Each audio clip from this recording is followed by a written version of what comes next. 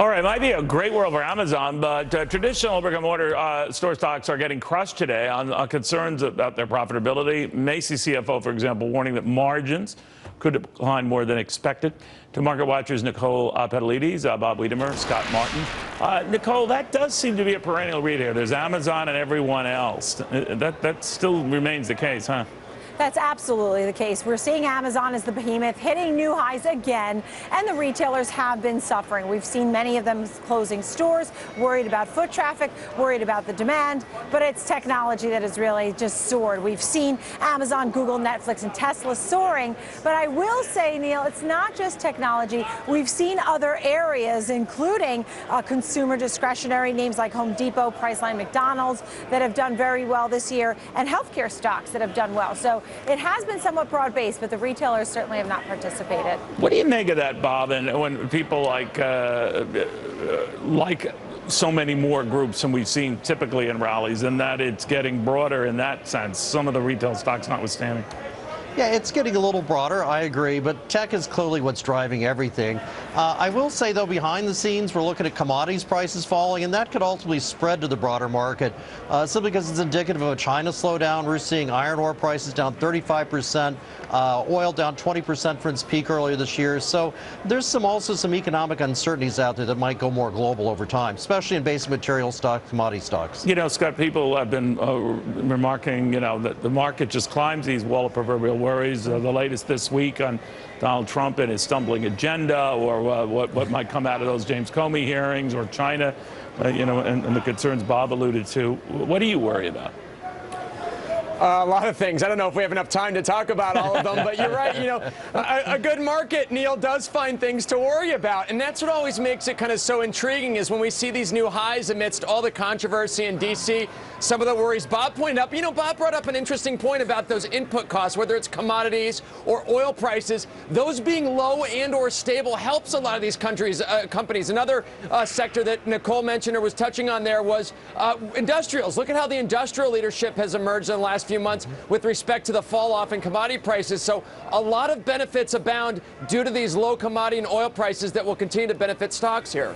Nicole, the tax cuts and the time frame, that they seem to be getting pushed back. I mean, who knows what's going to happen there? But does that weigh on this whole market? It's a great question, and I would love to say that there's such an easy answer. But what's interesting is everybody has been waiting on tax cuts, all kinds of policies, more deregulation, also the fiscal spending, right, to just slow spending growth. And this is really what has ultimately driven this market, and the great economy, right, growing economy. But what's interesting is while we're getting these things in spurts, we're not really getting them all right now. And yet, the market hit record highs. On Friday, we got our jobs report. Wasn't the greatest jobs report. We closed at records. We know that tax cuts are in the works and everything's in the works, but ultimately people are just remaining optimistic. You mentioned the wall of worry. I'll throw in path of least resistance. I was reading a great article in Barron's over the weekend. It was saying exactly that. Bob, there are people who say, well, this whole thing with Comey and the collusion thing, there's no there. And of course, there are others who say, well, this could be the start of another summer of hearings, much like the Watergate summer of '73. I think that is a bit of a stretch. But let's play this out. If it were, then what?